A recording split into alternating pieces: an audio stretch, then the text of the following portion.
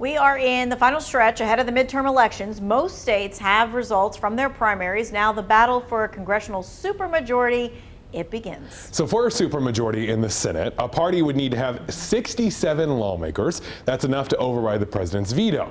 In the House, it is 290 representatives. All right, so right now Democrats hold 50 Senate seats, so do Republicans. There are 212 Republicans in the House, 221 Democrats.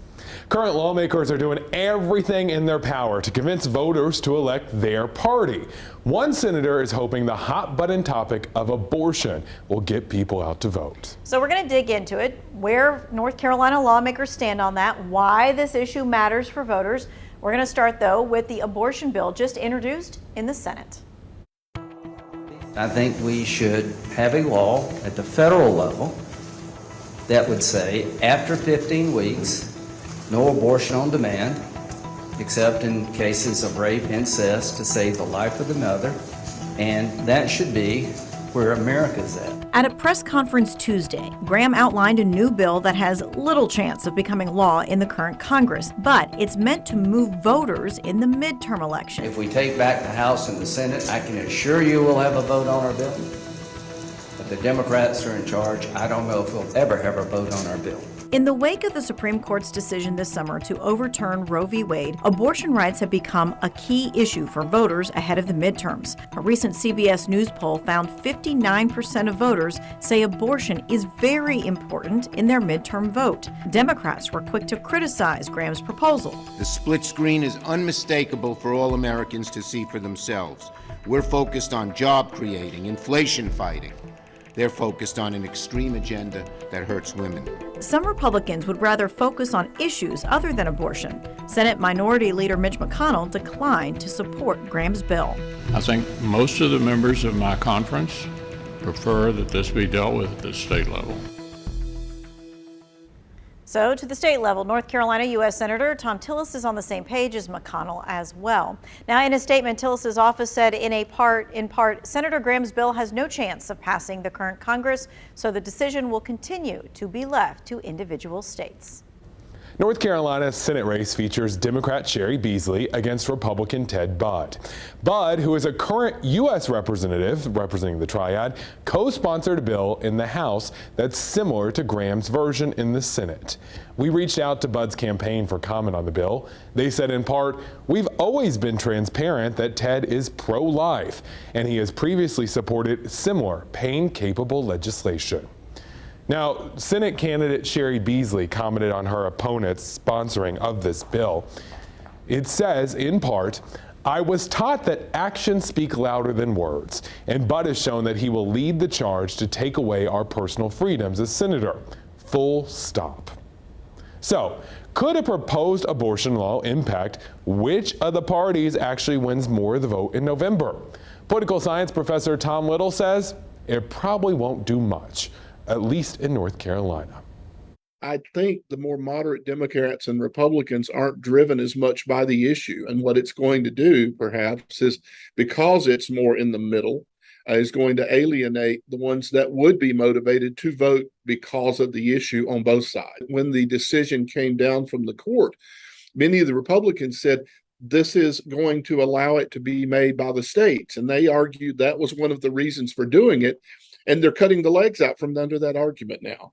So I think what it shows is Republicans are really having a difficult time handling this. It really is like the dog caught the car. I mean, what are you going to do with it now?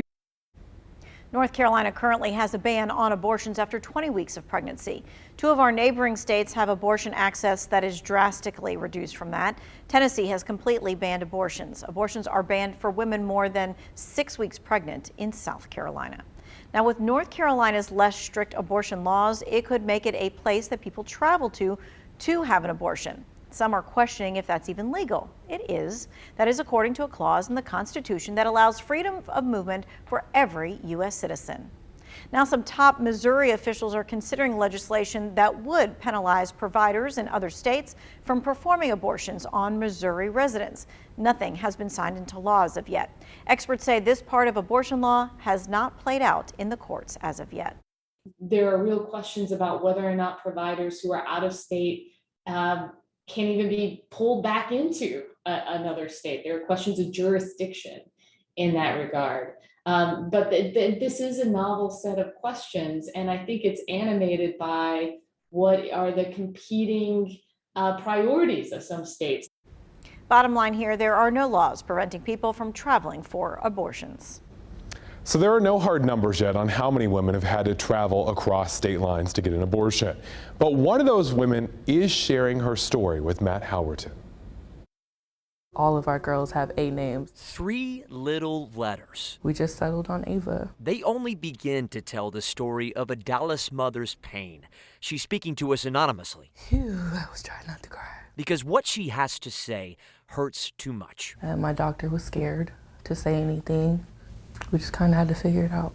At the end of last year, Ava was the name this mother landed on for the little girl she was carrying. But around the 16-week mark, genetic testing revealed that Ava had anencephaly, a rare defect that basically means this: the front part of the brain and the skull is not developing. Most infants die before birth or shortly after. Carrying to full term, a risk. If there's a miscarriage, maternal sepsis is a possibility and can be fatal.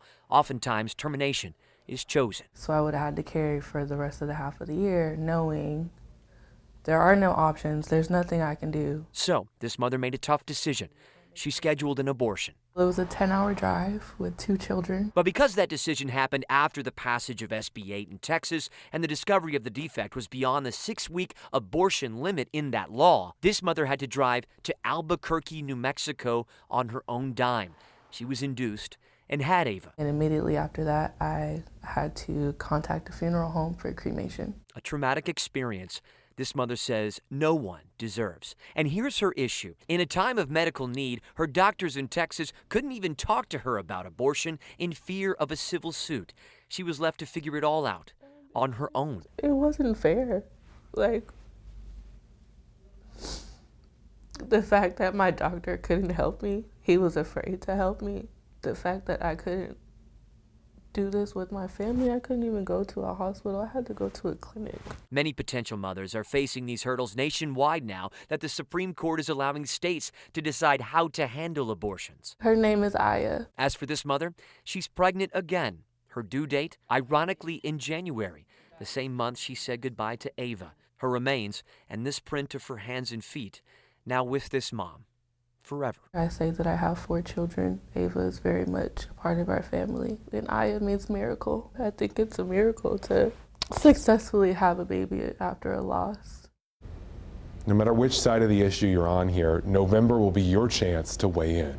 Yeah, so you can make sure that your voice is heard. Early voting begins October 20th. Election Day is November the 8th. WFMY News 2 at 6 is next.